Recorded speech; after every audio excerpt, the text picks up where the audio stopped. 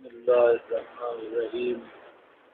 محمد رسول الله والذين معه أشداء على الكفار رحماء بينهم تراهم ركعا سجدا يبتغون فضلا من الله ورضوانا.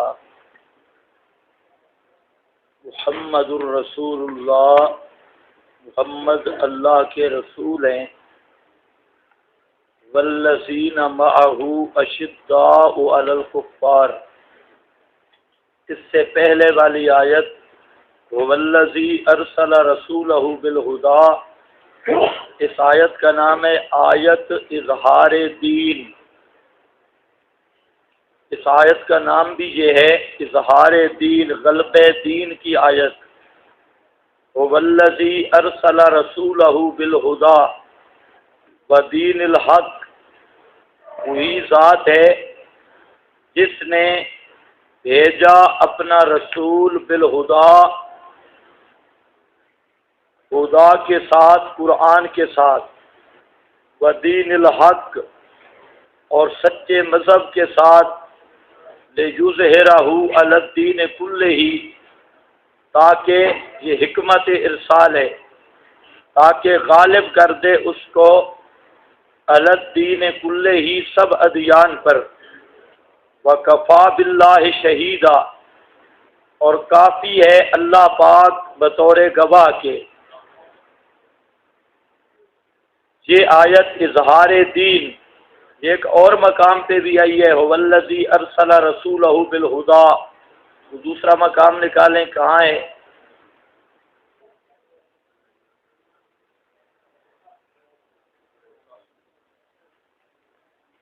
جہاں پر جلدی ذرا، آج سارے ادھار ختم کر لو، کل انشاءاللہ فاتحہ خلف الامام پوری تفصیل سے پڑھاؤں گا.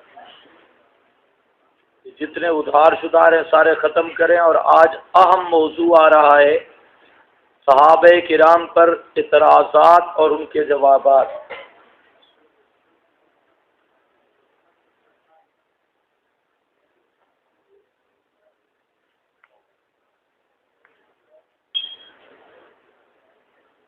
والذی ارسل رسولہ بالہدی، یہ صفحہ 807 ہے.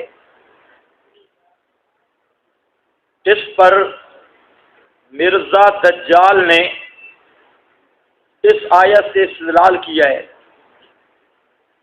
کہ پیچھے چونکہ بات چل رہی ہے مبشرم برسول یاتی من بعدی اسمہ احمد، یہ احمد رسول آنے کی خوشخبری ہے.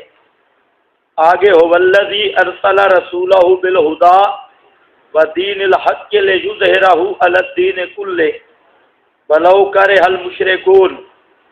اس میں مرزا نے کہا ہے خزائن میں کہ ہو والذی ارسل رسولہ بالہدی، اس سے میرا تذکرہ ہے کیونکہ پیچھے اسمہ احمد، وہ کہتا ہے یہ میری بات چل رہی ہے کہ میرا نام ہے احمد، اور والذی ارسل رسولہ بالہدی میں بھی میں ہی مراد ہوں. یاد رکھ لو. کیا مسئلہ ہے؟ ابھی تک بیٹھنے کا طریقہ نہیں آیا؟ ہاں بھائی.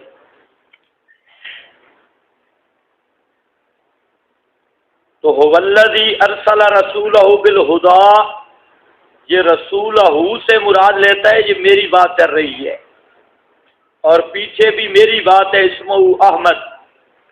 یہ انشاءاللہ یہاں پہنچ کر پوری وضاحت کروں گا. صرف ایک بات بتلانے کے لیے یہ آیت نکالی.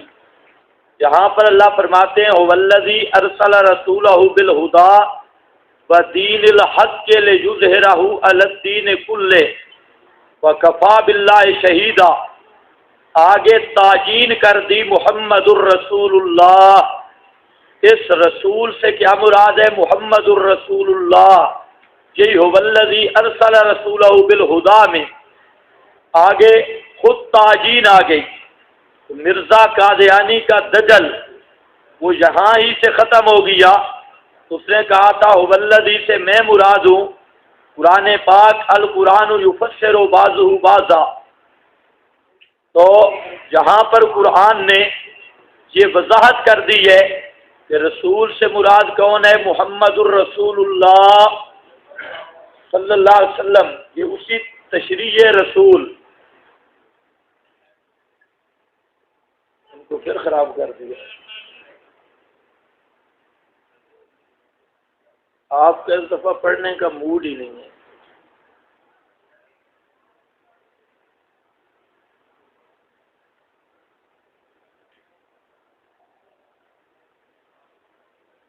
محمد الرسول اللہ والذین معہ، حاشیہ دیکھو، ایک کا حاشیہ ادلہ نبوت، نبوت کے ثابت کرنے کے لیے تو کیا کر رہا ہے؟ کیا کر رہا ہے تو گدھے؟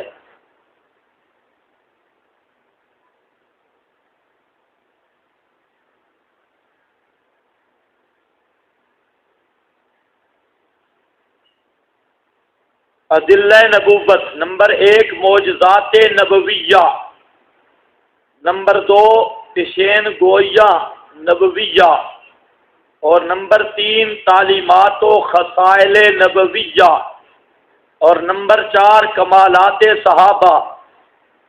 یہ 4 ادلہ دی جاتی ہیں نبوت پر۔ پیغمبر کے معجزات بھی یہ دلیل ہیں آپ کی صداقت پر، اور نبی کی پیشین گوئیاں بھی، وہ جب سچی ہوتی ہیں تو وہ بھی اس بات رسالت کا ثبوت بنتی ہے۔ اور نمبر 3 پیغمبر کی تعلیم و خصائل، یہ بھی پیغمبر کی نبوت پر دلائل بنتے ہیں۔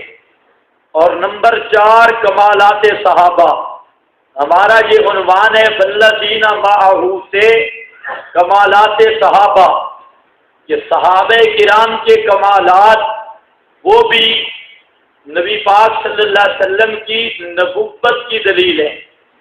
دوسرے لفظوں میں کہ اصحاب رسول یہ مستقل عنوان ہے، یہ صداقت رسول کے دلائل اور شواہد ہیں۔ کس طرح کمالات صحابہ نبی پاک صلی اللہ علیہ وسلم کی نبوت کی دلیل ہیں، اس کی تشریح میں کئی تقریریں ہیں۔ ایک تقریر عرض کر رہا ہوں کہ صحابہ کرام علیہم الرضوان آپ کی صحبت سے پہلے کے حالات وہ بھی دیکھ لیں، اور آپ صلی اللہ علیہ وسلم کی صحبت کے بعد کے حالات وہ بھی دیکھ لیں۔ یہ آپ کی صحبت سے، ماہیت سے اور مجلس میں آنے سے پہلے ان لوگوں کے حالات کیا تھے، اور جب نبوت کا رنگ چڑھا ان پر اور تعلیم و تزکیہ ہوا، بعد کے حالات کیا بنے، تو یہ پہلے اور بعد کے حالات یہ بتلائیں گے کہ یہ پیغمبر کے ہاتھ لگے ہوئے ہیں، یہ کسی عام آدمی کے ہاتھ نہیں۔ تو صحابہ کے جس قدر کمالات واضح ہوں گے، نکھریں گے، وہ سارے کے سارے دلیل بنیں گے نبوت پر اور آپ کی صداقت پر۔ اسی پر میں پہلے بھی اشارے کرتا آیا، ہدی للمتقین پر، وہاں پر میں نے بتایا تھا کہ قرآن ذالک الکتاب لا ریب فیہ ہدی للمتقین، قرآن کی صداقت دیکھنی ہو تو ان لوگوں کو دیکھو جن کو اس آب حیات کے چشمہ سے پانی پینے کا اتفاق ہوا، اور وہ کون ہے؟ صحابہ کرام۔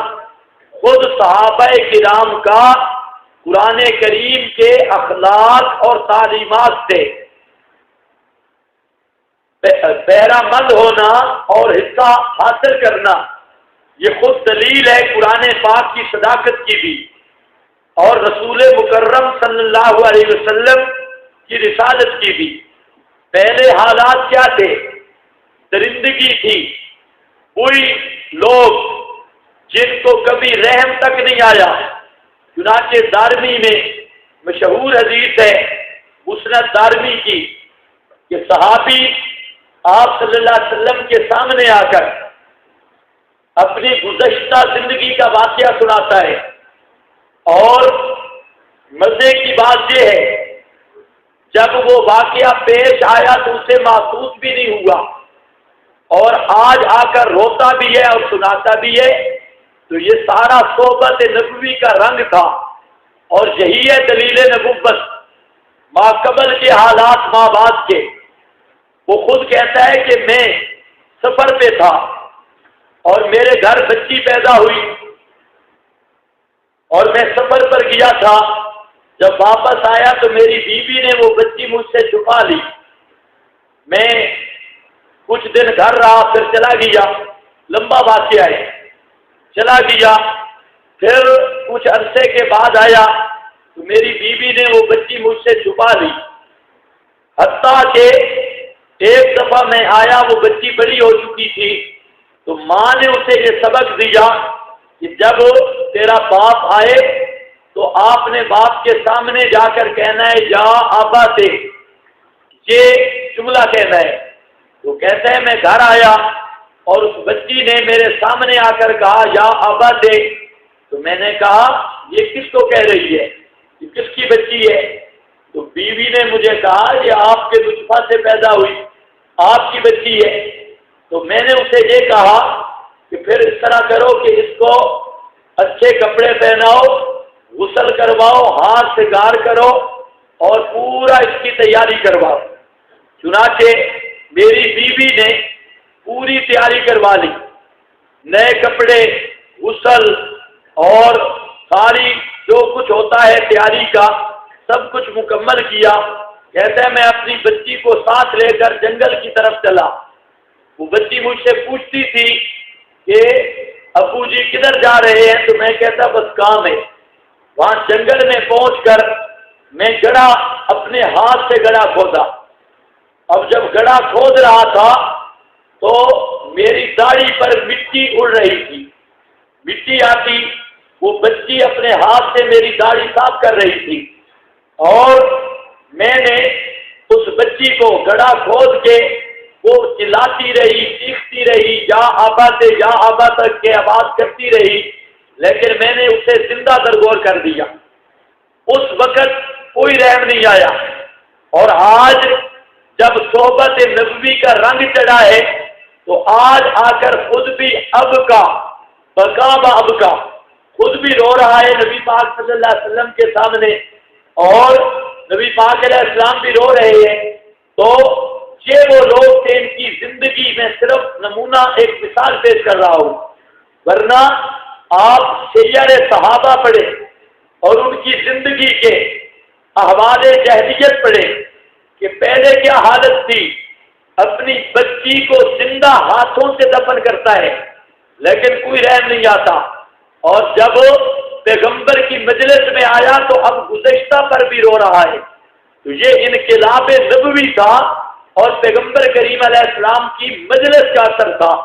اسی طرح وہ لوگ ڈاکہ ڈالتے، دوسروں کے مالوں پر چوریاں کرتے، ڈاکے ہوتے، لیکن جب صحبت نبوی کا رنگ چڑھا ہے، اب ایک آیت آتی ہے اللہ کو قرضہ دو، تو ایک صحابی حضرت دہدا جس کا واقعہ سیرت کی کتابوں میں موجود ہے، وہ صحابی کا بہت بڑا باغ ہے، اور باغ جوبن پہ ہے۔ جب باغ تیار ہو جاتا کھجور کا، عرب کے لوگ بال بچوں سمیت وہاں چلے جاتے، اس کے بال بچے وہاں ڈیرا لگایا ہوا ہے باغ میں، لیکن ایک ہی قرض حسن والی آیت نازل ہوئی کہ کون اللہ کو قرض حسنہ دے گا۔ بس اس نے کہا، اس کو پتہ چلا، یہ دوڑ کے آیا نبی پاک صلی اللہ علیہ وسلم کی خدمت میں، اور آ کر کہتے ہیں یا رسول اللہ یہ آیت آپ پر نازل ہوئی ہے، اللہ فرماتے ہیں مجھے قرض حسنہ دو۔ آپ نے فرمایا نازل ہوئی ہے۔ تو صحابی نے کہا پھر آپ گواہ بن جاؤ، میں نے پورا باغ اللہ کی راہ میں دے دیا ہے، بطور قرض کے پورا باغ دے دیا ہے۔ اب وہاں سے بھاگ کے جاتا ہے اور دروازے پہ کھڑے ہو کے اپنی بیوی بچوں کو آواز دیتا ہے کہ آپ باہر آ جائیں۔ انہوں نے کہا کیا مسئلہ ہے؟ انہوں نے کہا میں نے یہ باغ قد اقرضت اللہ کو بطور قرض کے دے دیا ہے، اس لیے اب تم ایک منٹ اس میں نہیں رہ سکتے۔ اب یہ پہلے لوگوں کا مال کھا رہے ہیں، ڈاکہ ڈال رہے ہیں، یہ حالت ہے، اور اب جب صحبت نبوی کا رنگ چڑھتا ہے تو اپنے مالوں کو اللہ کی راہ میں لٹانے کو وہ اپنی نجات سمجھ رہے ہیں۔ اسی طریقہ سے پہلے موت کا ڈر ہے۔ ایک صحابی اٹھ کے نبی پاک صلی اللہ علیہ وسلم سے سوال کرتا ہے کہ یا رسول اللہ، یہ میرے ہاتھ میں کھجور ہے، اب میں کھجور کھانا چاہتا ہوں، لیکن مجھے آپ یہ بتائیں اگر میں شہید ہو گیا جنت میں پہلے پہنچ جاؤں گا یا کھجور پہلے کھا لوں گا، کتنا وقفہ ہوگا؟ آپ نے فرمایا آپ جنت میں پہلے پہنچ جائے گا۔ اس نے الکا تمرات کھجور کو ڈال دیا، کہتا ہے چلو کوئی اور کھائے گا، اور جاتا ہے میدان میں، وہاں پر شہید ہوتا ہے۔ تو یہ حالت پہلے کی کیا تھی؟ دور جہلیت کی حالتیں دیکھیں، اور جب صحبت نبوی کا رنگ چڑھائے تو معلوم ہوتا ہے آپ اللہ کے سچے نبی تھے۔ اگر کوئی صرف جھوٹ موٹ والا آدمی ہوتا اس کی صحبت کا یہ رنگ نہیں چڑھتا۔ اور وہ لوگ جو جہلیت میں تھے، حماقت میں تھے، بتوں کے پجاری تھے اور مردوں کے پجاری تھے، آج وہ زمانہ آ گیا۔ حضرت اسود پہ بھی لاٹھی رکھ کے کہتے ہیں لا تنفع ولا تضر لولا رہے تو رسول اللہ یقبلو کا ما قبلتو کا۔ آج شجرہ رضوان بھی اڑا جا رہا ہے، تو معلوم ہوتا ہے کہ نبی پاک صلی اللہ علیہ وسلم کے صحابہ کے کمالات یہ دلیل ہے جو ان پر صحبت نبوی کا رنگ چڑھائے۔ یہ رنگ بتاتا ہے کہ آپ اللہ کے سچے نبی ہیں۔ اور جو آدمی کمالات صحابہ پہ اعتراض کرتا ہے گویا کہ اس کی جرا ادلہ نبوت پہ ہے، نبی کے نبوت اور صداقت کے دلائل پر اس پر وہ جرا کر رہا ہے۔ یہ معمولی مسئلہ نہیں صحابہ کرام والا، صحابہ پر جرا، رسول مکرم کی نبوت پر جرا ہے، آپ کے دعویٰ رسالت اور دعوے نبوت پر وہ ظالم جرا کر رہا ہے۔ تو اس لیے اب یہاں پر دوسری بات عرض کر رہا ہوں، والذین معہ، ایک عنوان میں نے صرف اشارہ کرنا تھا، تقریر مقصود نہیں، آپ خود علماء ہے، صرف یہ بات ذہن میں رکھ لو کہ صحابہ کرام کس طرح ان کے کمالات نبوت کی دلیل بنتے ہیں۔ تو میں نے کہہ دیا ان پر جو رنگ چڑھا ہے نبوت کا، ان کے پہلے کے حالات بھی دیکھ لو، بعد کے حالات بھی دیکھ لو۔ ہر سلیم الفطرت انسان یہ بات ماننے پہ مجبور ہوگا کہ واقعاتاً ان کا تزکیہ دربار نبوت سے ہوا ہے، یہ کسی اور انسان کے بس کی بات نہیں۔ دوسرا، جہاں پر قرآن اشارہ کر رہا ہے حقیقت صحابیت کی طرف، والذین معہ، وہ لوگ جو آپ کے ساتھ ہیں، معیت نبوی، یہ بات ذرا میری توجہ سے سنو، صحابہ کرام علیہم الرضوان ایمان میں مومن بھی کے اعتبار سے وہ آپ سے زائد نہیں تھے،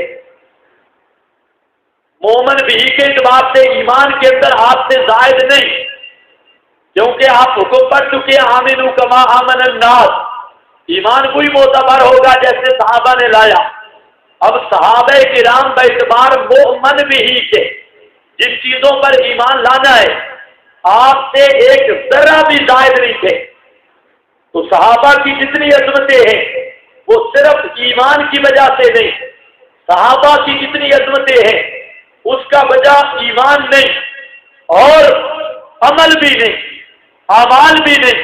یہ بات دل کے کانوں کی کھڑکیاں کھول کے سن لو، صحابہ کرام کا اللہ پر ایمان تھا، آپ کا بھی اللہ پر ایمان ہے، صحابہ کرام کا نبوت پر ایمان تھا، ہمارا بھی نبوت پر ایمان ہے، صحابہ کا جنت پر ایمان تھا، ہمارا جنت پر ایمان ہے، صحابہ کا جہنم پر ایمان تھا، ہمارا جہنم پر ایمان ہے۔ تو مومن بھی جن چیزوں کے ساتھ ایمان لانا ضروری ہے وہ صحابہ کے نزدیک بھی وہی مومن بھی چیزیں تھی جو آج پوری امت کے نزدیک ان پر ایمان لانا فرض اور ضروری ہے، تو اس اعتبار سے کوئی تفاوت نہیں۔ مومن بھی سمجھ رہے ہو نا، جن چیزوں پر ایمان لانا ہے، تو صحابہ جن چیزوں پر ایمان لائے ان چیزوں پہ ہم سب کا ایمان ہے، اللہ کی توحید پر، نبی کی رسالت پر، جنت پر، جہنم پر، عالم برزخ پر، برزخ کے عذاب و ثواب پر، اور یہ جتنی چیزیں ہیں اللہ کی کتابوں پر، فرشتوں پر، اچھی بری تقدیر پر، یہ ان کا بھی ایمان تھا، ہمارا بھی ایمان ہے۔ اس چیز میں کوئی تفاوت نہیں، کیفیات کی بات نہیں چھیڑ رہا، اس چیز میں نفس ایمان کے اندر ہر امتی کا کوئی ایمان ہے جو صحابہ کا ایمان تھا، ورنہ وہ امتی نہیں، اس کا ایمان معتبر ہی نہیں۔ ایمان معتبر بنے گا تب کہ کما آمن الناس، کوئی ایمان لانا پڑے گا، مومن بھی کے اعتبار سے کوئی تفاوت نہیں، یہ بات سمجھ گئے؟ اور اعمال کے اعتبار سے آپ میں بھی کئی ایسے لوگ موجود ہیں جو کئی 100 نوافل پڑھنے والے ہیں اور روزانہ قرآن کریم کی تلاوتیں کرنے والے ہیں، پڑھنے والے ہیں۔ صحابہ میں بھی تھے، ان پر بھی 5 نمازیں فرض تھی، آپ پر 5 نمازیں فرض ہیں، ان پر 40واں حصہ زکوٰۃ فرض تھی، آپ پر 40واں حصہ زکوٰۃ فرض ہے، ان پر زندگی میں 1 دفعہ حج فرض تھی، آپ پر زندگی میں 1 دفعہ نماز فرض ہے۔ یہ اعمال کے اعتبار سے بھی کوئی تفاوت نہیں بن سکتا۔ اور کئی ان میں وہ ہیں جو صحبت نبوی میں 1 سال تک رہے، 6 مہینے تک رہے، 1 مہینہ تک رہے، اور اسی طریقہ سے، اور آج بعد والے 120 سال کی عمر گزار کے جا رہے ہیں، 130 سال کے بندے مر رہے ہیں، جنہوں نے نمازیں پڑھی، زکاتیں دی، حج کیے، تو یہ عمل کے اعتبار سے بظاہر جہاں پر بھی کوئی تفاوت نہیں، بلکہ بسا اوقات یہ عام امتی کا عمل بظاہر وہ صحابہ کرام سے بھی بڑھ گیا ہے۔ یہ باتیں ذرا مشکل ہے، توجہ سے بیٹھو۔ اسی حقیقت کو حجت الاسلام نے ذکر کیا، حضرت نانوتوی رحمۃ اللہ علیہ، انہوں نے یہی بات کی، فرماتے ہیں کہ انبیاء کا کمال علمی ہوتا ہے، جس پر بریلویوں نے اعتراض کیا، اور بسا اوقات امتی بظاہر عمل میں بڑھ جاتا ہے، یہ لفظ انہوں نے کہا۔ اب اس پر اشکال ہوا، بریلویوں نے اعتراض کیا، یہ انشاءاللہ میں ضرور عبارات اکابر پوری انشاءاللہ لے آؤں گا اور اس پہ گفتگو ہوگی، وقت اگرچہ کام ہے لیکن پھر بھی ہوگی۔ تو جہاں پر ان کا مقصد کیا ہے بظاہر، تو دیکھیں نبی پاک علیہ السلام کی نبوت کے 23 سالہ زندگی ہے، اور ایک آدمی اس میں نمازوں کی فرضیت بھی بعد میں ہے، زکوٰۃ کی فرضیت بھی بعد میں ہے، اور حج بھی آپ نے ایک کیا، لیکن بسا اوقات بظاہر امتی 50 حج کر لیتا ہے، اور کئی مرتبہ وہ یہ جو نمازیں یہ 100 سال تک پڑھتا ہے، 120 سال تک پڑھتا ہے، تو بظاہر تو عمل میں بڑھ گیا، لیکن جو حقیقت ہے وہ تو پیغمبر کے ایک سجدہ کا مقابلہ پوری کائنات کے نوری، ناری، خاکی، بشری، اول آخر ان کے پوری کائنات کے سجدے کٹھے کیے جائیں، پیغمبر کی ایک تسبیح کی شان کا مقابلہ بھی نہیں ہو سکتا۔ ان کے کیفیات کو نہیں چھیڑ رہا، میں یہ عرض کر رہا ہوں، نمازیں ان پہ 5 تھی، زکوٰۃ 40واں حصہ تھی، حج 1 تھا، اور اسی طرح اور بھی بہت ساری چیزیں اعمال میں، اس میں بھی کوئی تفاوت بظاہر سامنے نہیں آتا، لیکن پھر اتنی عظمتیں ان کو کیوں ملی، اتنی شانیں ان کو کیوں ملی؟ نہ مومن بھی کے اعتبار سے ایمان کا تفاوت نظر آتا ہے، نہ اعمال کے ظاہر کے اعتبار سے اعمال میں کوئی فرق نظر آتا ہے، کیفیات جدا ہے، ظاہر عمل میں بھی فرق نہیں، پھر ان کو اتنی عظمتیں کیوں مل گئی؟ ابھی دنیا میں ہے، اللہ نے جنت کی سند پہلے اتار دی، دارالامتحان میں ہو کر جنت کی سند کا آنا، یہ تو عقل کسی دنیا کا کوئی ادارہ نہیں مانے گا۔ ابھی طالب علم کمرہ امتحان میں ہے، اس کے نتیجے کا اعلان کر دیا جائے، رزلٹ کا اعلان کر دیا جائے، یہ تو کسی عدالت کا قانون نہیں، کسی ادارے کا نہیں، یہ فقط نبی کے صحابہ ہیں، ابھی دارالامتحان میں اللہ کی طرف سے رزلٹ کا اعلان پہلے کر دیا گیا ہے۔ یہ صرف صحابہ ہے بس، اور کوئی دنیا میں ایسی قوم نہیں، فقط اصحاب رسول ابھی دنیا کے کمرہ امتحان میں ہیں، لیکن ان کے نتیجے کا، رزلٹ کا، ان کی کامیابی کا اللہ نے دنیا میں اعلان کر دیا ہے۔ اور اسی طریقہ سے یہ انعام باقی جتنے لوگ ہیں ان کو خدا کی رضا والا انعام جنت میں پہنچنے کے بعد، رہنے کے بعد ملے گا، اور یہ فقط صحابہ ہے کہ ابھی وہ دنیا میں اللہ فرماتے ہیں لقد رضی اللہ عن المؤمنین، میں ان سے راضی ہو گیا، باقی جنتی جنت میں پہنچ کر ان پر رضا کا اعلان ہوگا، لیکن صحابہ کو دنیا میں اعلان کر دیا گیا، باقی سب خطرے میں ہیں، لیکن صحابہ کے لیے اللہ نے فرمایا قیامت کے دن یوم لا یخزی اللہ النبی والذین آمنوا معہ، قیامت کے دن جس طرح پیغمبر کے قریب رسوائی نہیں آ سکتی، اسی طرح پیغمبر کے صحابہ کے قریب بھی رسوائی نہیں آ سکتی۔ اب اس بے شک کو سمجھنا ہے، صرف جذبات میں نہیں، آخر وہ کون سی وجہ ہے؟ نہ مومن بھی کا تفاوت بن سکتا ہے، نہ ظاہری اعمال کا تفاوت ہو سکتا ہے، پھر وہ کون سی وجہ ہے کہ صحابہ کرام کو اللہ نے اتنی شانیں عطا کر دی، وہ غلطی بھی کرے، پیغمبر زخمی بھی ہو جائے، جنگ شکست میں بدل جائے، پھر اللہ فرمائے بھلا کل عفا اللہ عنکم عفا عنہ، مجھے اپنی ذات کی قسم میں نے معاف کر دیا۔ کبھی پیغمبر کو فرمائے فاعفو عنہ، ان کو معاف کر دو، ان کے لیے مغفرت کی دعائیں کرو، ان کو شابرہم فی الامر اپنا مشیر رکھو۔ آخر اس سب انعامات کی وجہ کیا ہے کہ کبھی اعلان ہوتا ہے کہ لا تمس النار مر آنی، اس کو جہنم کی آگ نہیں چھو سکتی جس نے ایمان کی حالت میں میری مجلس میں آ گیا۔ آخر وجہ کیا ہے؟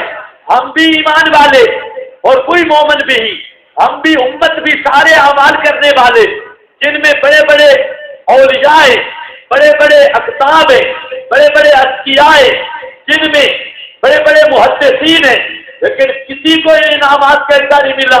یہ انعامات فقط صحابہ کو مل رہے ہیں اور کسی کو نہیں ملے۔ تو میری بات نوٹ کر لینا، یہ سارے انعامات کا مدار مائیت نبوی ہے۔ جتنے انعامات ہیں سب کا اعمال بھی نہیں مدار، اور مومن بھی عید کے اعتبار سے ایمان بھی نہیں مدار۔ ہاں، ایمان کے ساتھ جو صحبت نبوی ہے اسی کو قرآن نے اشارہ کیا، جہاں محمد الرسول اللہ والذین معہ، یہی مائیت وہ ہے جس نے صحابہ کو اتنا اونچا کر دیا۔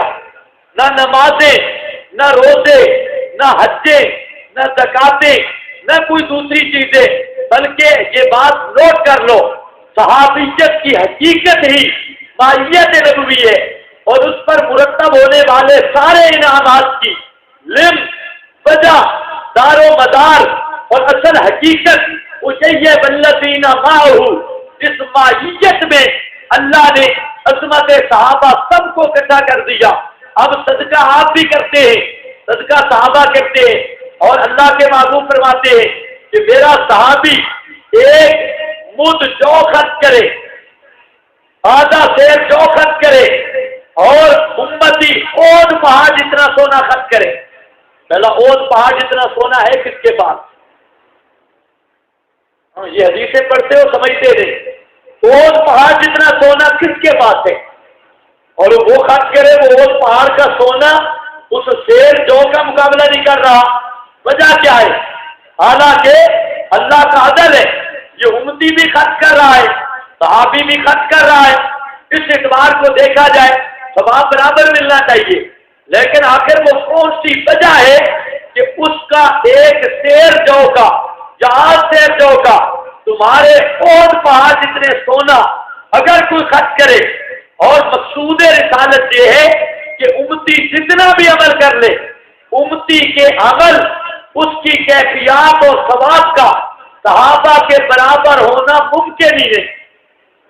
جس طرح اور پہاڑ سونا تمہارے پاس ہونا ممکن نہیں، اسی طرح تمہارا کوئی عمل صحابہ کے برابر درجے میں پہنچنا یہ ممکن ہی نہیں، یہ عدم امکان، ممکن نہ ہونا، ناممکنوں کو زبان رسالت نے بیان کر دیا اور پہاڑ اتنا سونا یہ ہو۔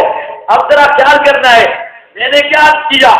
نہ ظاہری اعمال، نہ ظاہری صدقات، نہ ظاہری نمازیں، نہ ظاہری حج، نہ ظاہری جہاد، نہ ظاہری اور کوئی باتیں، اور نہ مومن بھی کے اعتبار سے ایمان، عظمت صحابہ کا دار و مدار وہ مائیت نبوی ہے۔ نبی پاک صلی اللہ علیہ وسلم کی مائیت اور صحبت، اسی کے ضمن میں عرض کرتا ہوں، صحابی کہتے کس کو ہیں؟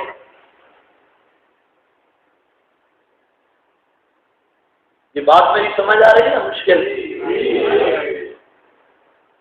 خاموش سارے ہو گئے ہیں، پتہ نہیں کیا اوپر سے گزر رہی ہے تو اس کو آسان کر دیتا ہوں۔ آپ چونکہ علماء ہیں اور اس بات کو سمجھیں، یہ سارا معہو پر بات ہو رہی ہے، معہو والذین معہو، یہی معیت ہے، اور اسی سے صحابی کی تعریف نکلی ہے۔ صحابی نام کس کا ہے؟ آپ نے شاید رکھا ہو مر عن نبی صلی اللہ علیہ وسلم بالایمان، بات ہی کوئی نہیں، بات ہی کوئی نہیں۔ جس نے نبی پاک علیہ السلام کو ایمان کی حالت میں دیکھا ہو، یہ کون سی بات ہے؟ عبداللہ ابن ام مکتوم، یہ آپ کو دیکھا نہیں تھا، صحابی نہیں تھے؟ پھر مر عن نبی کا کیا مطلب ہے؟ اگر یہ تعریف کی جائے رویت تو نہیں حاصل ہوئی، لیکن صحابی ہے۔ اس لیے امام ابن حجر اسقلانی رحمۃ اللہ تعالی علیہ نے فتح الباری میں فضائل صحابہ جہاں شروع ہوتے ہیں، شروع کے اندر بات کی، اسی طرح اور بھی اصول حدیث کی کتب میں، یہ اگر آپ نے یاد کروا دیا میں حوالے لکھوا دوں گا سارے، لیکن اب حوالوں کی طرف جائے مضمون رہ جائے گا جو بیان کرنا چاہتا ہوں۔ تو ابن حجر اسقلانی رحمہ اللہ نے فتح الباری میں ایمان صحابہ پر میں نے عرض کیا تھا، یہ بھی ہمارا عنوان ہے کہ حقیقت صحبت ہے کیا، صحابی کس کو کہتے ہیں، اسی پر بول رہا ہوں۔ تو ابن حجر نے ایک بات کی زبردست کر کے، باقی محدثین نے بھی فرماتے ہیں صحابی وہ ہے من لقی النبی صلی اللہ علیہ وسلم بالایمان، جو ایمان کی حالت میں پیغمبر کی لقاء ہو جائے، پیغمبر کی صحبت مل جائے، پیغمبر کریم صلی اللہ علیہ وسلم کی مجلس مل جائے، آپ دیکھے نہ دیکھیں، صحابی آپ کو دیکھے نہ دیکھے، صرف معیت مل جائے، معیت، یہ وہ خاص معیت ہے، ایمان کی حالت میں معیت نبوی میں آ گیا۔ میرا مقصود یہ ہے صحابیت کی بنیادی معیت نبوی ہے، اور صحابیت کی رفعت کا دار و مدار بھی معیت نبوی ہے، یہ میں سمجھانا چاہتا ہوں۔ تو صحابی کی تعلیم میں بھی آ گیا من لقی النبی، کوئی معیت نبوی کی بات۔ اب یہاں پر لمبی بات کی فائدے کے طور پہ بتا دیتا ہوں، ایک دوسری بات چلائی، کہتا ہے کہ نبی پاک صلی اللہ علیہ وسلم کی وفات ہوئی، وفات کے بعد 3 دن تقریباً آپ کا وجود اقدس چارپائی پہ رہا۔ توجہ کرو، صحابہ کو ماننے والے جو صحابہ کو صحابہ کرتے ہیں ان کو بھی بتا دو، اگر صحابی کو صحابی ماننا ہے تو عقیدہ اشاعت توحید کا اپنانا پڑے گا، ورنہ سب منافقت ہے۔ اب صحابی کس چیز کا نام ہے، کس ہستی کا نام ہے؟ معیت کی تعین کرنے لگا ہوں، وہ معیت کب حاصل ہوگی؟ آپ کا وجود اقدس 3 دن تک چارپائی پہ رہا، حالت وفات میں۔ سب محدثین نے بات چلائی کہ کچھ لوگ آئے جنہوں نے پہلے آپ کی مجلس میں آنا ان کو نصیب نہیں ہوا، اور جہاں پر آئے پیغمبر کریم کے وجود اقدس کی زیارت بھی کی اور وہاں پر رہے بھی صحیح، لیکن اب یہ صحابی بنیں گے یا نہیں، اس پر سارے محدثین متفق ہیں، فرماتے ہیں وہ صحابی نہیں۔ کیوں؟ کہ آپ کی وفات کے ساتھ معیت ختم ہو گئی، اب معیت مل سکتی نہیں۔ آپ کی زندگی میں معیت تھی اور وفات کے بعد معیت ختم ہو گئی۔ اسی کو میں تعبیر کرتا ہوں، پیغمبر کی آمد پر نبوت ختم ہو گئی اور پیغمبر کے جانے پر صحابیت ختم ہو گئی۔ سمجھ گئے یا نہیں سمجھے؟ پیغمبر آئے ان کا تعاطن نبوت ختم اور پیغمبر جانے لگے، صحابیت اور معیت ختم، اب صحابی کوئی نہیں بن سکتا۔ پیغمبر کا وجود اقدس دیکھ کر بھی اب صحابی کوئی نہیں بن سکتا۔ چنانچہ ابن حجر نے اس کے بعد بات چلائی، کہتا ہے کہ اگر اللہ پاک کرم کرے اور آپ کی قبر انور کو اٹھا دے اور بعد کے امتی آ کر آپ کا وجود مقدس کی زیارت کرے، قیامت تک کے امتی کسی زمانے کے قبر مبارک اٹھا دی جائے، آپ کا وجود تو سلامت ہے، اسی طرح موجود ہے، الآنا کما وضع، اسی طرح تر و تازہ ہے۔ اگر آپ کے وجود اقدس کی کوئی امتی زیارت کر لے قبر اٹھنے کے بعد، وہ صحابی بنے گا یا نہیں؟ ابن حجر کہتے ہیں نہیں بن سکتا۔ کیوں؟ کہ معیت نہیں مل سکتی، اب لقاء نہیں، معیت نہیں، شرط تھی پیغمبر زندہ ہو، معیت تب ہوتی ہے، اب آپ زندہ نہیں، اس لیے قبر مبارک کو اٹھانے کے بعد بھی اللہ کے کرم سے قبر اٹھے اور آپ کے وجود اقدس کی کوئی زیارت کر لے، وہ صحابی نہیں بن سکتا۔ اس پر اشکال کیا ابن حجر نے خود، کہتا ہے صحابی نہیں بن سکتا۔ کیوں؟ حالانکہ آپ کو حیات بھی حاصل ہے، پھر صحابی کیوں نہیں بنتا؟ حیات والی وجہ تو کہی گئی ہے۔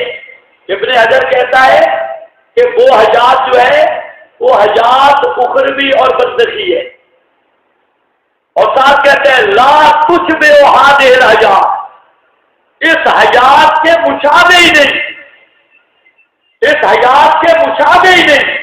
وہ حیات جو ہے وہ برزخ کی ہے۔ اہل سنت کا یہ نظریہ ہے، یہ نہیں ہے کہ حیات دنیا بھی ہو یا دنیا کیسی ہو، یہ کیسی بھی آئے گی، کیسی، یہ کیسی بھی نہیں، لا تشبہ ہذہ الحیات، وہ اس حیات کے مشابہ نہیں، اس حیات کی طرح نہیں، وہ حیات اخرویہ تو اخرویہ ہے اور وہ حیات دنیاوی نہیں۔ انشاءاللہ یہ عبارت آئے گی، واضح کر رہا ہوں، پیغمبر کریم کی زندگی میں معیت ہے، وفات کے بعد معیت نہیں تو صحبت بھی نہیں ہے۔ اب جن کا عقیدہ ہے نبی پاک علیہ السلام اب بھی دنیا کیسی یا دنیاوی حیات سے زندہ ہے، وہ پوری صحابیت کے منکر بنتے ہیں کہ نہیں بنتے؟ ان کے ہاتھ کیا معیار ہے صحابیت کا؟ صحابی کی حقیقت کیا ہے؟ صحابی کس کو کہتے ہیں؟ پھر رولا ڈالنا، جھگڑے ڈالنا، انہیں کیا حق بنتا ہے میرے نبی کے صحابہ کا نام لینے کا؟ جب وہ نبی کو زندہ مانتے اور زندہ مان کے حیات دنیاوی مدینہ منورہ میں پھر یہ واقعات بیان کرتے ہیں کہ مولانا مدنی کو بھی کہا کہ آپ پاکستان رہے اور درخواست بھی کیا، ان کو بھی کہا کہ آپ خانپور میں رہے، پھر کلام بھی ہوتا رہا اور پھر صحابی بھی نہیں بنے۔ آخر صحابی بننے کا معیار کیا ہے؟ آپ نہیں سمجھ رہے میری کو، جان بوجھ کر میں نے پہلو بدلا، تھوڑا علاج بھی ہو جائے گا، باتیں ہوتی رہی۔ اللہ بزرگ تھا، آپ نے ہاتھ باہر نکالا اور 90,000 نے زیارت کی۔ یہ لوگ دراصل مقام صحابیت کے منکر ہیں، اصل میں یہ صحابہ کے مقام پہ حملہ کرنا چاہتے ہیں، صحابیت کے مقام پہ۔ اگر یہ حیات ہے روزہ اقدس سے باہر ہاتھ نکالنے والی اور گفتگو کرنے والی اور آوازیں دینے والی اور پہچاننے والی، جاننے والی، دنیا کے ادراک والی دنیا بھی حیات، تو پھر صحابیت کی دنیا میں کوئی تعریف بن سکتی ہے؟ تو سمجھ آئی یا گئی؟ اب آگے چلو، والذین معہ، یہ ماہیت یاد رکھنی ہے. اشداء علی الکفار، اشداء علی الکفار والذین معہ، اس پر بڑی تقریریں ہیں. کیا لکھا ہے آپ کے پاس اشداء کے اوپر؟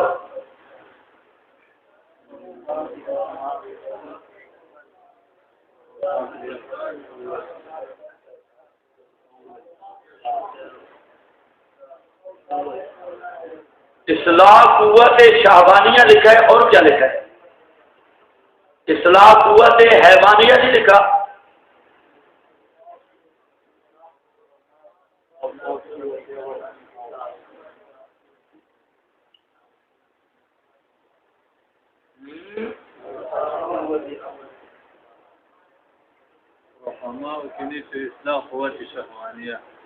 اس کے مقابلے ایک جملہ آنا چاہیے. اصلاح قوت حیوانیہ نہیں کہیں، قوت غضبیہ غضبانیہ وہ حاشیے پہ لکھا ہے. یہ حاشیہ پڑھ لو پھر میں تقریر کرتا ہوں. اصلاح کے دو شعبے، اصلاح معاملہ بالخلق ایک، اور معاملہ بالحق.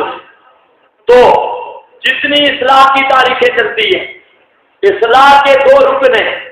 ایک اصلاح کے اللہ تعالیٰ کے ساتھ معاملہ درست ہو، جس کو کہتے ہیں حقوق اللہ، اور دوسرا مخلوق کے ساتھ یہ معاملہ درست ہو، اس کا نام ہے حقوق العباد. حقوق العباد. تو جب تک حقوق اللہ کا معاملہ درست نہ ہو اصلاح نہیں ہو سکتی. توجہ کرنی ہے، جب تک حقوق العباد کا معاملہ درست نہ ہو اصلاح نہیں ہو سکتی. یہ یہاں رکھ لو، معاملہ بالخالق اور معاملہ بالناس، اس سے بھی اس کو تعبیر کرتے ہیں. اور حقوق اللہ اور حقوق العباد کے ساتھ بھی دو باتیں. تیسرا، ہر انسان میں اللہ نے دو قوتیں رکھی ہیں. ایک قوت ہے غضبانیہ، غصے کی قوت، کہ ہر انسان میں غصہ بھی ہے. اور ایک قوت ہے محبت کی، شہوانیہ جسے تعبیر کرتے ہیں. ہر انسان میں محبت کا جذبہ بھی ہے، غصہ کا بھی ہے اور محبت کا جذبہ بھی ہے. قوت شہوانیہ حیوانیہ یہ دونوں ہیں. ہم اس کو تعبیر کر رہے ہیں قوت غضبانیہ، غضب اور غصے کی قوت، اور قوت شہوانیہ محبت کی قوت. یہ دونوں جذبات ہیں. اب ذرا سمجھو، بات بڑی لمبی چلی جائے گی. اصلاح کا کیا مطلب ہے؟ انسان کے جذبات محبت یہ بھی اللہ کی مرضی کے تابع ہو جائیں، اور انسان کے جذبات غضبانیہ غصے کے جذبات یہ بھی اللہ کی مرضی کے تابع ہو جائیں. جب تک انسان کی قوت غضبیہ یہ اللہ کی مرضی کے تابع نہیں ہوتی، انسان کی قوت حبیہ یا محبت یہ اللہ کی مرضی کے تابع نہیں ہوتی، اس وقت تک اصلاح ناممکن ہے. اس پر آپ بے شمار حدیثیں لا سکتے ہیں. من احب للہ وابغض للہ، جو اللہ تعالیٰ کے لیے محبت کرتا ہے، اللہ تعالیٰ کے لیے غصہ رکھتا ہے، تو اس نے استکمل الایمان، ایمان کو کامل کر لیا. تو انسان کے کمال کے لیے حقوق اللہ حقوق العباد دونوں میں کامل ہونا ضروری ہے. ایک. نمبر دو، انسان کے جذبات بھی، انسان کی محبت بھی وہ اللہ کی مرضی کے تابع ہو جائے. یہ ہوتا ہے کمال. اللہ نے اس مقام پہ چاروں چیزوں کا ذکر کیا. فرمایا کہ صحابہ وہ ہے جن کی اصلاح اللہ تعالیٰ کا معاملہ حقوق اللہ میں بھی پورے ہیں، حقوق العباد میں بھی پورے ہیں.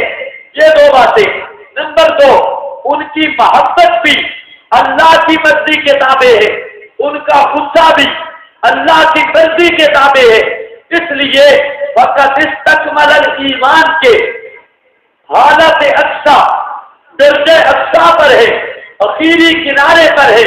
اس سے اوپر کوئی کنارہ نہیں ہو سکتا. آپ کی توجہ نہیں، اسی جملے میں قرآن نے سب کچھ حل کر کے رکھ دیا ہے. اور صحابہ پر جتنے اعتراضات تھے سارے قرآن دفاع کر رہا ہے کہ صحابہ پر کوئی اعتراض کرے کہ حقوق اللہ میں کوتاہی کی، اللہ فرماتے ہیں کامل تھے، اگر کہے حقوق العباد میں کوتاہی کی، اللہ فرماتے ہیں کامل تھے، اگر کوئی کہے غصے میں اپنے جذبات کے تابع ہوئے، اللہ فرماتے ہیں یہ جھوٹ ہے، غصہ بھی ان کو آتا تھا میری رضا کے لیے، اور اگر کوئی کہے اپنی محبت کے جذبات میں اپنی خواہشات کے تابع ہو گئے، اللہ فرماتے ہیں نہیں، ان کی محبت کے جذبات بھی میری مرضی کے تابع تھے۔ اب رہ کیا گیا؟ یہ کمال ہے صحابہ کا، حقوق اللہ میں کامل، حقوق العباد میں کامل۔ کیا مصیبت ہے؟ آپ کو یا تو سمجھ نہیں آ رہی، ایسے بیٹھے ہیں پریشان ہو کے، سمجھ رہے ہو میری بات؟ اب دیکھو، اب ذرا ان ایتوں کو سمجھ لو، پھر میں انشاءاللہ اس پر تقریر کرتا ہوں۔ پہلے آیات سمجھے، والذین معہ، والذین معہ، یہ معہ کا لفظ جو ہے اس میں بھی بڑے راز ہیں، ایک میں نے بتا دیا، دوسرا یہ معیت کس میں ہے؟ نزول سکینہ اور نزول رحمت میں بھی ہے، نزول سکینہ اور نزول رحمت میں بھی، اور استقلال اور استقامت صحابہ کا بھی اشارہ ہے، استقلال اور استقامت صحابہ۔ اب یہ دو عنوان اور آ گئے اگر آپ سمجھ رہے ہیں۔ نزول سکینہ میں سورہ فتح کے شروع میں پڑھا تھا نا، انزل سکینتہ،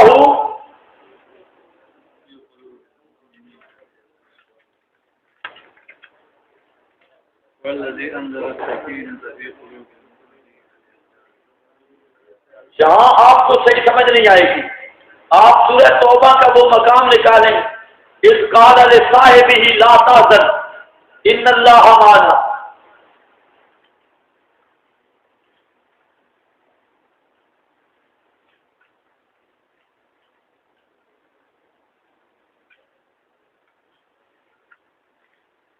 ایک وہ مقام ہے، یہ عنوان پورا ہو جائے، صرف اشارہ مقصود ہے، آگے آپ علماء خود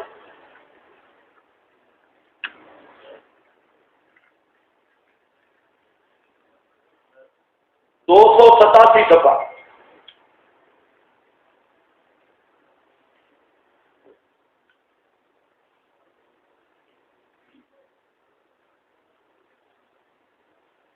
جہاں پر اذ اخرجہ الذین کفروا ثانی اثنین اذ ہما فی الغار اذ یقول لصاحبہ لا تحزن، اللہ فرماتے ہیں تو غار میں تھے جب رسول مکرم اپنے صحابی کو کہہ رہا تھا لا تحزن، غم نہ کر، ان اللہ معنا، بے شک اللہ ہمارے ساتھ ہے، فانزل اللہ سکینتہ علیہ، بس اللہ نے نازل کر دی سکینہ، خاص رحمت، غیبی فیض علیہ، اوپر اس ابو بکر کے، اوپر اس ابو بکر کے، ابو بکر پر وہ جو رحمت نبی پہ آئی وہی رحمت ابو بکر پہ آئی، اس لیے میں کہہ رہا ہوں معیت نزول سکینہ اور نزول رحمت میں، اسی طرح جہاں پر بھی آیا وَأَنزَلَ السَّكِينَةَ عَلَيْهِمْ، تو نزول رحمت میں بھی معیت ہے، جس طرح اللہ کی رحمت پیغمبر پہ آتی ہے اس کا حصہ صحابہ کو ملتا ہے، جس طرح خدا کی طرف سے سکینہ پیغمبر پہ آتی ہے اس کا حصہ صحابہ کو ملتا ہے، یہ بھی معیت کا ایک عنوان ہے۔ اور نمبر 2، یہ معیت ہے، اشارہ ہے، ساتھ پیغمبر کے، وطن چھوٹ گئے، پیغمبر کا ساتھ نہیں چھوٹا، اولاد تباہ ہو گئی، نبی کا ساتھ نہیں چھوٹا، یہ استقامت کی طرف اشارہ ہے، اور ساتھ ہی رہے، ساتھ چھوڑا نہیں، اور وہ ہیں کون؟ والذین معہ اشداء علی الکفار، یہ قوت غضبانیہ ہے، اشداء علی الکفار، ان کی سختی ہوتی ہے، للہ فی اللہ، وہ سخت ہے کفار کے مقابلے، اشداء علی الکفار، کیا مطلب؟ ان کی قوت غضبانیہ غصے والی قوت وہ بھی خدا کی مرضی کے تابع ہے، کافروں پر سخت ہے، اور یہی خدا کی مرضی ہے، کافروں پر سخت ہونا یہ مرضیات الہیہ ہے، اللہ کی مرضیات میں سے ہے۔ رحماء بینہم، یہ دوسرا اصلاح قوت شعبانیہ، یعنی ان کی محبتیں وہ بھی اللہ کے حکم کے تابع ہے۔ جہاں اشداء میں قوت غضبانیہ کی طرف اشارہ کیا، ان کو غصہ آتا ہے خدا کے دشمنوں پر، ان کو غصہ آتا ہے کافروں پر، ان کو غصہ آتا ہے مشرکوں پر، آپس میں نہیں۔ رحماء بینہم، اور آپس کا حال یہ ہے، آپس میں کھانڈ کھیر۔ رحماء بینہم، رحیم ہے، کیا مطلب؟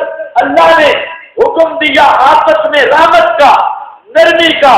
نبی کے صحابہ ان کا محبت آپس میں ہے، ان کے غصے کافروں پہ ہے، ان کے غصے کس پہ ہے؟ کافروں پہ۔ اور آپس میں کیا ہے؟ اب یہ خدا کی شہادت ہے۔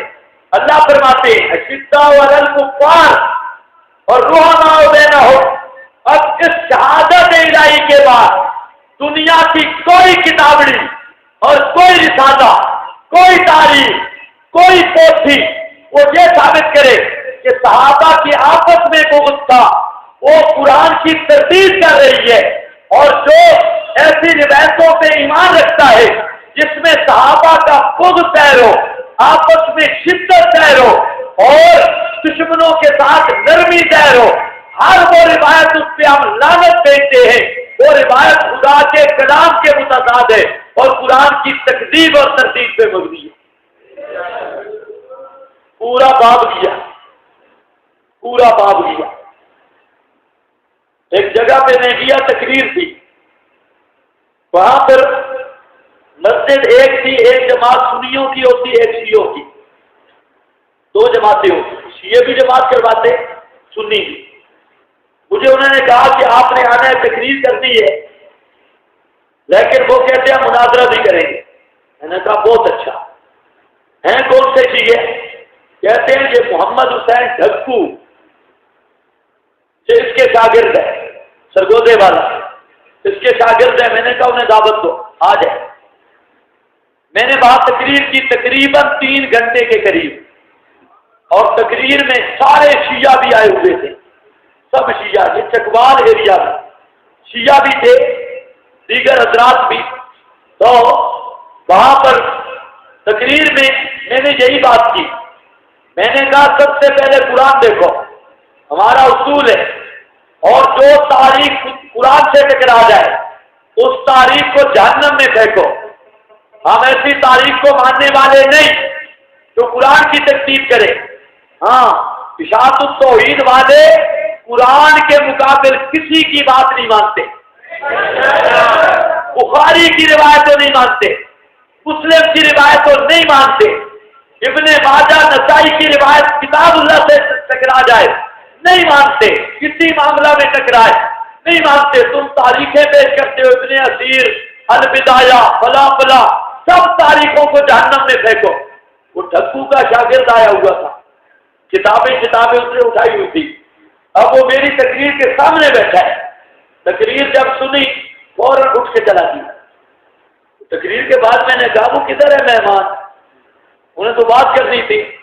وہ کہتے ہیں کہ وہ کہتا ہے کہ میں تو کتابیں اٹھا کے آیا، یہ مولوی کہتا ہے میں تاریخ کو مانتے ہی نہیں ہوں، میں مناظرہ کس پر کروں؟ یہ کہتے ہیں میں تاریخ کو مانتے ہی نہیں ہوں۔ تو بات صاف ہے۔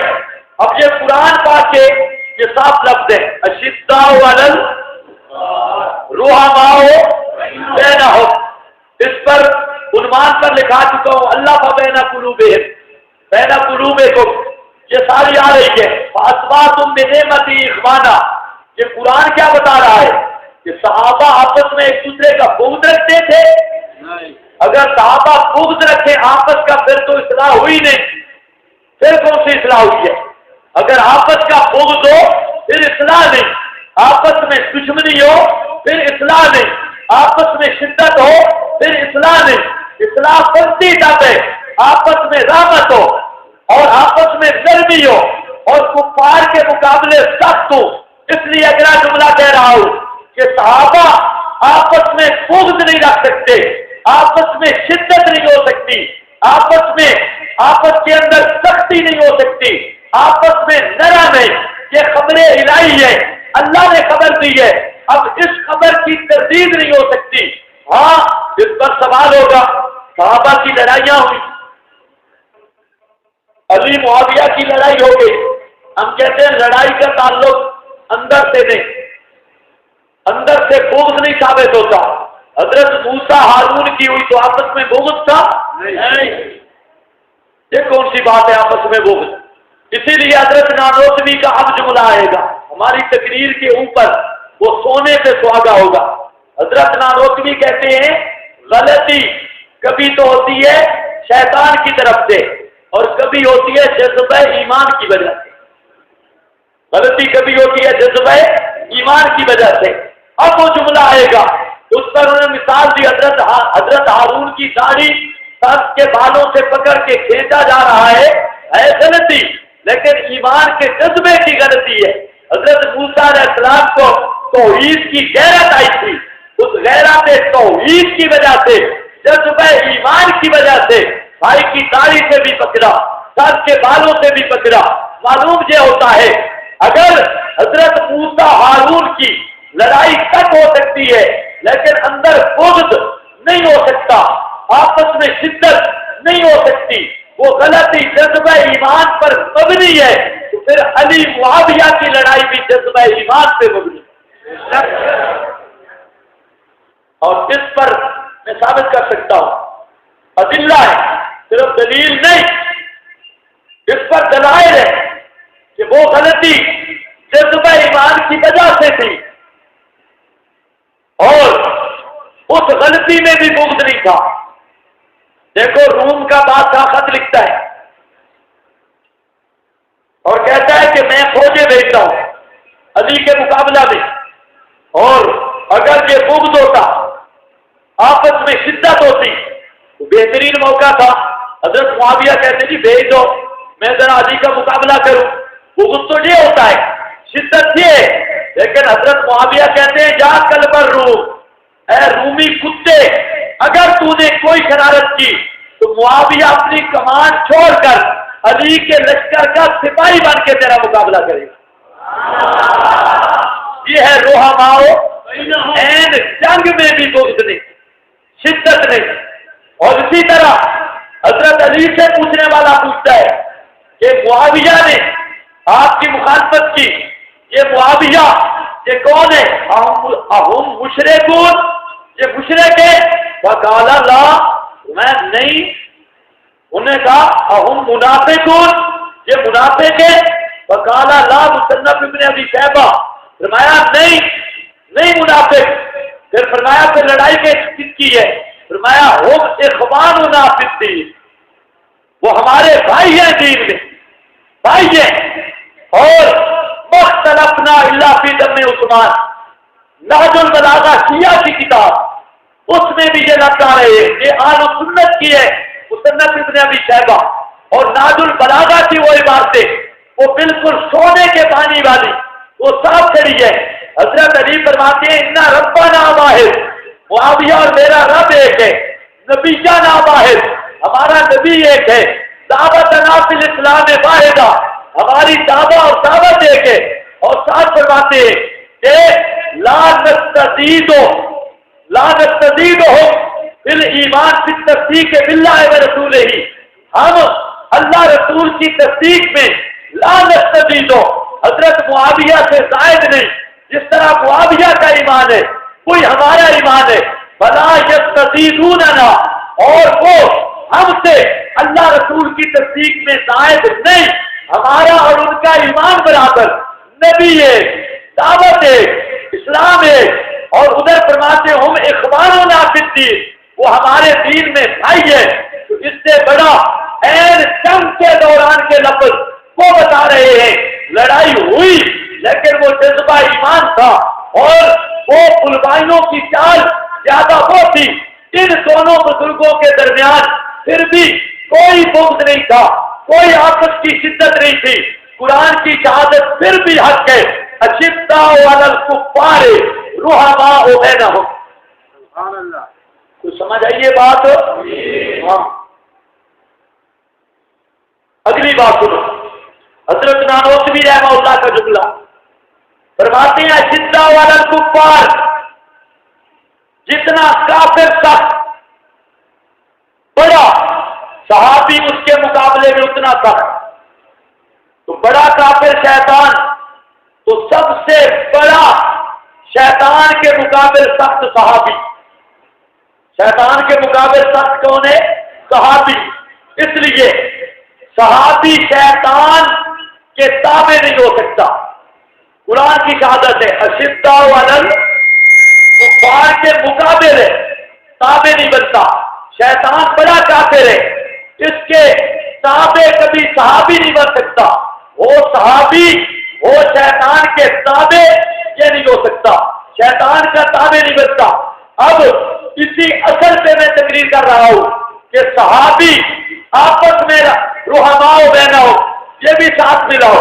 اشداء علی الکفار یہ ایسے کلام اللہ کی ہے، اگر یہ ایسے پر حق ہے تو بعد فضل کے جھگڑے بھی ختم ہو گئے، حدیث کرتاس کے جھگڑے بھی ختم ہو گئے، آل رسول پر ظلم کرنے کی داستانیں وہ بھی ساری مٹی کے ساتھ مل گئی، اور صداقت اسلام اور حقانیت اہل سنت وہ نصف النہار سے بھی زیادہ روشن ہو کے سامنے آئے.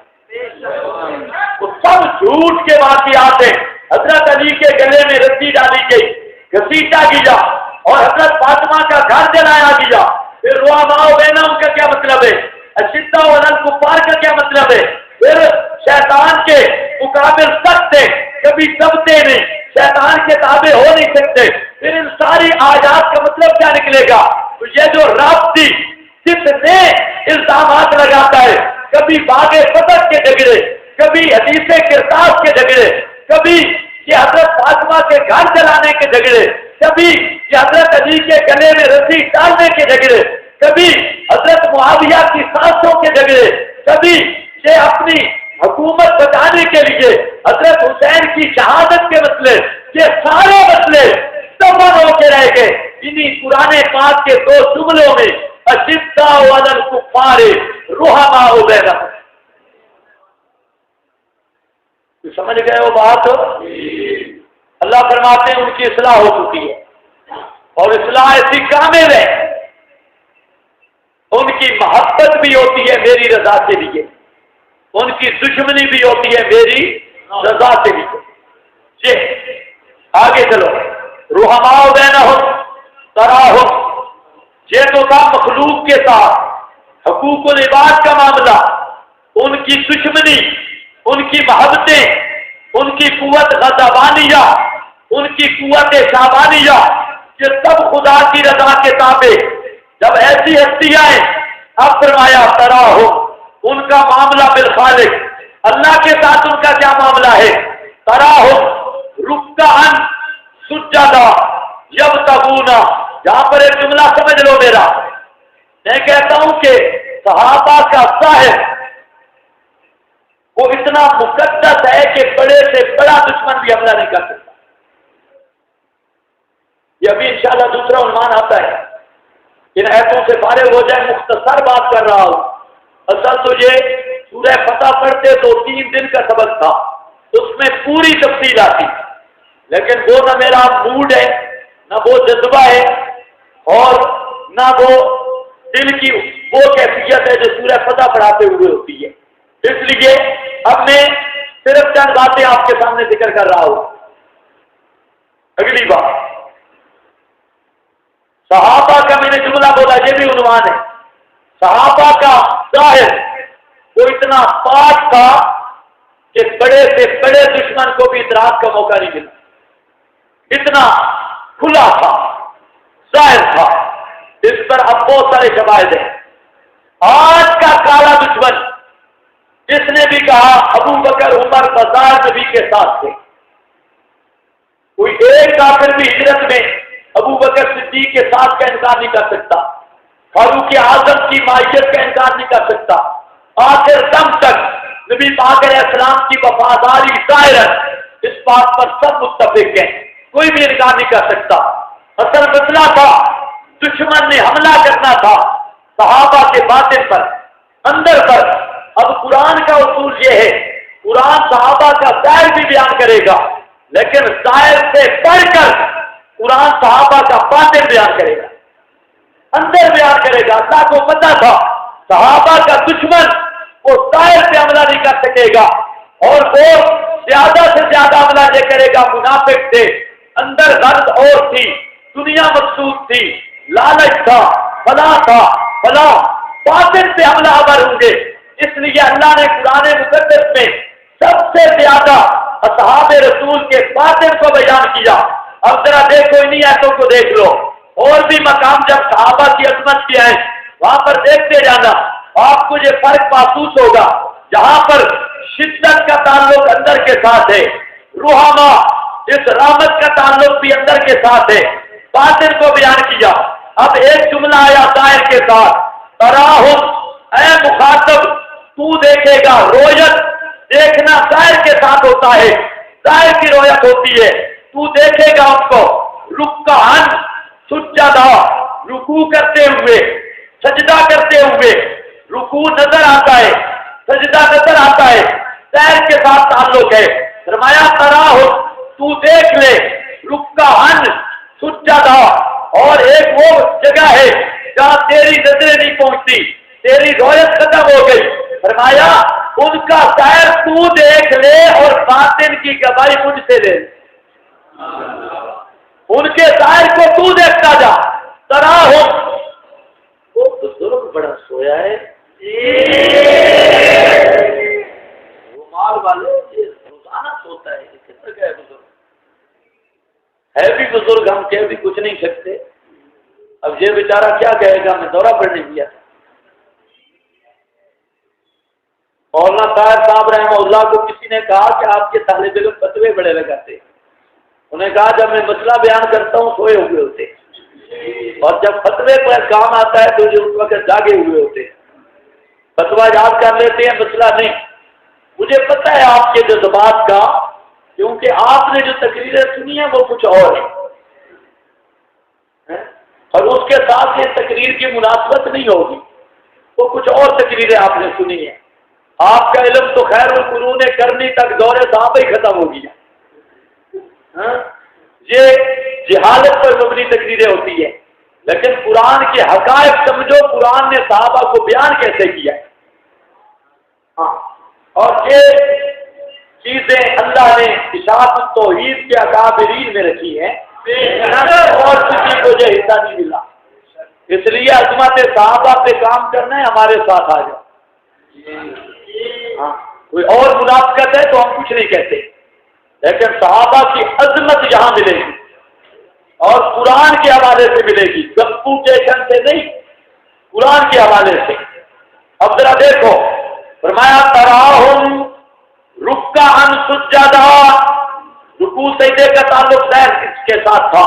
میں نے کیا جملہ بولا؟ اللہ فرماتے ہیں جتنا تو دیکھ سکتا ہے تو دیکھ لے، جہاں تیری نظریں نہیں جاتی میں بتا دیتا ہوں۔ جب تغون فضلا من اللہ ورضوان، جب تغون، ان کا سجدہ ہو، ان کا رکوع ہو، توجہ کرنی ہے، سجدہ ہو، رکوع ہو، اس سے مقصود کیا ہوتا ہے؟ جب تغون فضلا من اللہ، یہ اندر کی بات ہے۔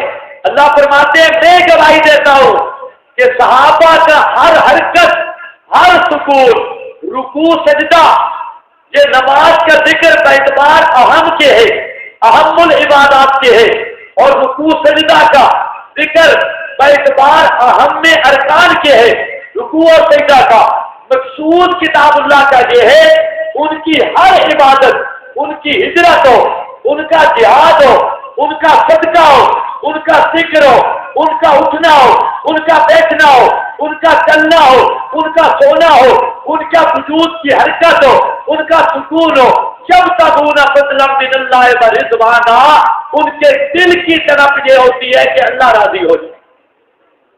جب تغون فضلا من اللہ، وہ تلاش کرتے ہیں اللہ کے فضل کو، ورضوانا، رضا کو۔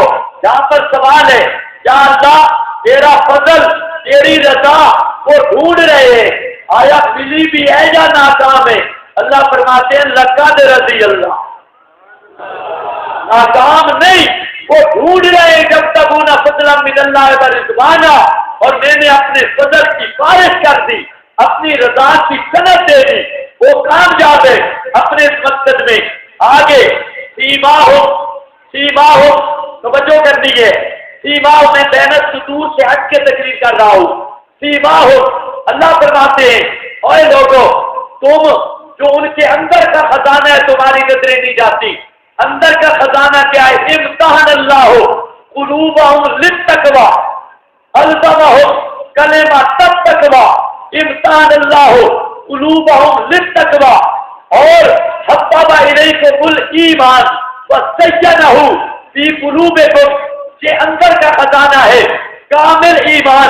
فرمایا تمہاری نظریں نہیں جاتی، تم ذرا اوپر دیکھ لو، وہ سیما ہو ان کی علامتیں، فی وجوہہم من اثر السجود، وہ سجدوں کے اثر، اس ایمان کی برکتیں، ان کے نشان ان کے چہروں پہ بھی واضح، ان کے نشان ان کے چہروں پہ بھی سیما ہو، علامتیں قرب اور محبوبیت کی، فی وجوہہم، ان کے چہروں میں۔ یہاں پر ایک مسئلہ بھی سمجھ لیں، ضمنی مسئلہ ہے، آج کل بڑا اٹھا ہوا ہے۔ اس سیما ہم سے کیا مراد ہے؟ رافضیوں کو اگر آپ نماز پڑھتے دیکھیں، رافضیہ کو، تو رافضی نماز میں ایک فیتا رکھتے ہیں پتھر، اور اس پر سجدہ کرتے ہیں۔ اب رافضی کے چہرے پہ داغ پڑ جاتا ہے، وہ کہتے ہیں یہ سیما ہم، یہ داغ ہے۔ اور اپنے صوفی کو دیکھیں، وہ صوفی ننگی صف پہ، کھجور کی صف پہ سجدہ جان پوچھ کے رگڑے گا ماتھے کو، کہے گا کیا یہ جو داغ گڈھا بن گیا ہے یہ سیما ہو، یہ نشانی ہے۔ اور دوسرے طراز صوفی کو دیکھیں، وہ امریکہ کی کریمیں لگائے گا زنانیوں والی، اور وہ سارا میک اپ کر کے چہرے پر کریمیں سجا کے، اور وہ پورا میک اپ کر کے سجیڑ کے آگے دیکھا نا نور ہے چہرے کا کہ نہیں؟ ہاں یہ نور ہے امریکہ کی ان کریموں کا، پوڈروں کا، اور اس میک اپ کا، برطانیہ اور امریکہ کے پوڈروں والا نور، یہ نور نہیں سیما ہو، یہ وہ کیفیت ہے جس کو اہل دل ہی سمجھ سکتے ہیں۔ یہ وہ خاص رونق ہے ایمان کی جو نہ میک اپ سے حاصل ہوتی ہے، نہ فیتوں سے حاصل ہوتی ہے، نہ وہ یہ حضور والی شپوں سے مل سکتی ہے۔ وہ ہے کیا؟ من اثر سجود، اصل میں کوئی اندر ایمان ہے، امتحان اللہ قلوبہم للتقوی، اس ایمان کی رونق ان کے چہروں پہ بھی آ گئی ہے۔ رنگ کالا بھی ہے، بالکل کالا ہے، لیکن ایمان کی رونق حضرت بلال کے چہرے پہ بھی ہے، کوئی حبش سے آیا اس کے چہرے پہ بھی ہے۔ رنگ کا سفید ہونا یہ کوئی نور کی علامت نہیں تو امریکہ کی لیڈیاں یہ بڑی نورانی ہیں۔ ابو لہب کہتے اس لیے کہ اس کا چہرہ چمکتا تھا۔ یہ آج کل عوام میں یہ بات مشہور کر دی گئی، جس کا چٹی چمڑی ہو بڑا نور والا ہے، نور والا نہیں سور والا ہے۔ اگر عقیدہ غلط ہے تو عقیدہ ٹھیک ہے، صحیح ہے، اچھا آگے چلو۔ سیما ہو فی وجوہہم من اثر السجود ذالک مثلہم فی التوراۃ، سبحان اللہ، ذالک یہی شان ہے ان کا تورات میں، ومثلہم فی الانجیل، اور یہی شان ہے ان کا انجیل میں۔ تورات میں بھی ان کا یہی شان ہے، انجیل میں بھی ان کا یہی شان ہے۔ اللہ فرماتے ہیں کہ یہ محبوبیت ازلی ہے، انہوں نے کام نہیں کیے تھے لیکن میرے محبوب پہلے بن گئے۔ تورات آئی ان میں بھی ان کا شان ذکر کیا، انجیل آئی ان میں بھی صحابہ کا شان ذکر کیا۔ اور کیوں؟ اس لیے تورات میں نبی آخر الزمان کا مقام تھا، انجیل میں نبی آخر الزمان کا تذکرہ تھا، اور نبی کا تذکرہ بغیر صحابہ کے کامل ہو سکتے ہی نہیں۔ تو تکمیل تفصیلیں تذکرہ کے لیے تورات میں پیغمبر کا تذکرہ اور صحابہ کا تذکرہ، انجیل میں پیغمبر کا تذکرہ، صحابہ کا تذکرہ۔ اب بتائیں وہ لوگ جو کہتے ہیں منافق تھے، جب مرتد ہو گئے، ان مرتدین سے پوچھو کیا خدا عالم الغیب نہیں؟ ان صحابہ کا قرآن میں بھی تذکرہ کیا، انجیل اور تورات میں تذکرہ کیا، اور اگر اب کہو وہ تو مرتد تھے معاذ اللہ یا منافق تھے، تو پھر اس کا مطلب یہ ہوا کہ اللہ کو بھی پتہ نہیں چلا، تورات میں ذکر کرتا رہا، انجیل میں کرتا رہا، قرآن میں کرتا رہا، اور جو خدا سے چال کا الزام لگائے اس سے بڑا مرتد کائنات میں کوئی نہیں ہوتا۔ اور صحابہ کا دشمن دراصل یہ دشمن ہے، یہ حدوث اللہ ہے، اللہ کا دشمن ہے اور خدا کا چال ثابت کر رہا ہے۔ ذالک مثلہم فی التوراۃ ومثلہم فی الانجیل کزرع اخرج شطأہ۔ بھائی یہ بہت لمبا وقت چاہیے اس مثال کی تطبیق پر، نیچے آ جاؤ، یہ یقیدہ پر آ جاؤ، بس وہ سبق رہ گیا تو رہ گیا، یہ یقیدہ پر آ جاؤ، جہاں پر تار ٹوٹ جائے نا پھر مزہ نہیں رہتا۔ اب دیکھو نیچے آ جاؤ یہ یقیدہ پر، یہ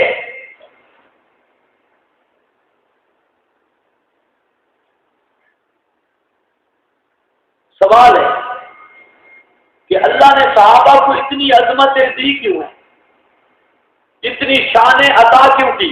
وہ نبی نہیں تھے، معصوم نہیں تھے، پھر اتنا ان کو عظمتیں کیوں ملی، رفعتیں کیوں ملی؟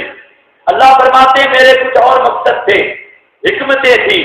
ایک حکمت تھی لِیَغِیظَ بِهِمُ الْکُفَّارَ، لِیَغِیظَ تاکہ ساڑا میں، لِیَغِیظَ تاکہ جلاما میں، ساڑا بِهِمْ ان صحابہ کی وجہ سے، الکفار کافروں کا، لِیَغِیظَ بِهِمُ الْکُفَّارَ تاکہ جلاؤں میں، بِهِمْ صحابہ کی وجہ سے، الکفار کفار کو، کافر کو جلاؤں، اس کا ساڑا دل جلابا۔ ایک یہ بھی مطلب تھا لِیَغِیظَ بِهِمُ الْکُفَّارَ کافروں کو جلاؤں۔ امام مالک اٹھے فرماتے ہیں کہ جو صحابہ سے بغض رکھتا ہے وہ کافر ہے۔ جی کیوں؟ کہتا ہے قرآن سے کافر کہتا ہے۔ کہنے والا کہتا ہے قرآن نے کہاں کافر کہا؟ فرمایا لِیَغِیظَ بِهِمُ الْکُفَّارَ تاکہ جلاؤں کس کو؟ کافروں کو۔ معلوم ہوتا ہے عظمت صحابہ سے جلنے والا کافر۔ اب قرآن کہتا ہے صحابہ سے جلنے والا کافر، صحابہ سے بغض رکھنے والا کافر۔ یہ تو کسی مفتی کے فتوے کی ضرورت ہی نہیں۔ لِیَغِیظَ بِهِمُ الْکُفَّارَ یہ قرآنی فتویٰ ہے، اللہ تعالیٰ کا فتویٰ ہے۔ اسی پر اب کمال ہے ان مولویوں کی جو اپنے آپ کو مولوی کہتے ہیں، جو سب صحابہ کو کافر کہے نا، ہم اسے کافر نہیں کہتے۔ صحابہ کر لو، اتنا جاہل اجہل، پتہ نہیں ساری جہالت کیسی ہے جو سب صحابہ کو کافر کہے ہم کافر نہیں کہتے، اور طلباء میں بیان کرتا ہے۔ آگے طلباء بھی چپتے ہیں، اچھا جی حضرت صاحب ہیں، ماشاء اللہ، ہمارے طلباء کے سامنے بیان کرتا تو 36 دانتوں میں ایک بھی نہ رہتا، بیان کر کے دیکھتا۔ وہاں پر سارے موئے لے میاں رانجے دی اروا، سارے اکٹھے کیے ہوئے ہیں، چپ شاہ، جتنا کفر کوئی بکتا رہے آگے سے چپ ہے۔ اور کمال یہ ہے کہ کوئی ایسے بھی بے ایمان قسم کے ہوتے ہیں، اب جب ہم یہ بیان کرتے ہیں وہ یہ نہیں بیان کرنا چاہیے تھا، کیوں یہ نہیں بیان کرنا چاہیے تھا؟ ایک طرف صدیق اکبر کے مقام کا مسئلہ ہے اور ایک طرف یہ دو ٹکوں کا جاہل مبلغ ہے۔ اب اس جاہل مبلغ کا دفاع کرے اور ابو بکر صدیق کے ایمان کا دفاع نہ کرے، کوئی بات ہے؟ کہتے ہیں جی معافی مانگ لی، معافی سے کام نہیں چلتا، نکاح ٹوٹا ہے،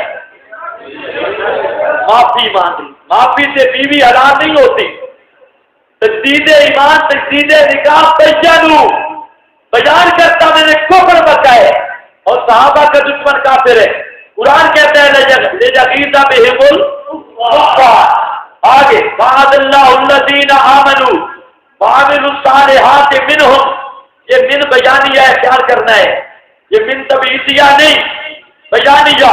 اللہ فرماتے ہیں ان سب کے ساتھ وعد اللہ، اللہ نے وعدہ کیا ہے الذین آمنوا وعملوا الصالحات، ساتھ شہادت ایمان کی، عمل صالح کی، منہم مغفرۃ واجرا عظیما.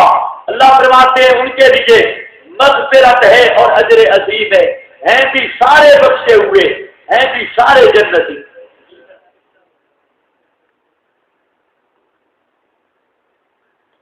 اب ہمت نہیں دی، مثال پر بہت وقت لگے گا، ابھی اور بھی بہت سارے مسائل ہیں. ہاں یہ انشاءاللہ بالکل میری کتاب لکھی ہوئی ہے، ایسی انداز میں آپ کی کتاب شائع ہونی چاہیے، بالکل لکھی ہے، شائع ہوگی انشاءاللہ. آئندہ سال پوری 22 کتابیں شائع کروں گا، پوری ساری لکھی ہے، صرف شائع کرنے کا مسئلہ ہے. اصل میں یہ شادی ان میں اوصاف بھی ہیں اور کچھ نقائص بھی ہیں. یہ اول تو کتابیں لیتے ہیں تو پیسے بالکل نہیں دیتے، تو وہ جو آتا ہے لے کے چلا جاتا ہے. تو ابھی تک پہلیوں کے بھی پورے نہیں ہوئے، تو پھر مسئلہ بنتا ہے شائع کرنے کا. دعا کرو اللہ کسی کو ہمت دے دے، وہ شائع کرے، کوئی مکتبے والا صحیح ہو.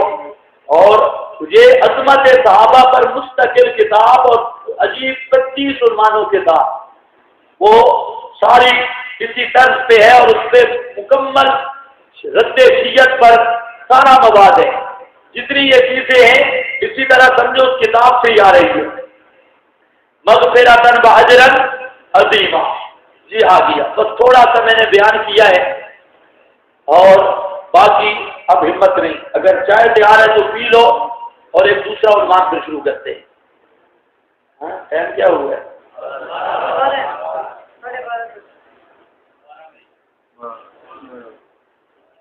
چائے تیار نہیں ہوئی؟ اچھا اب آؤ عنوان پر.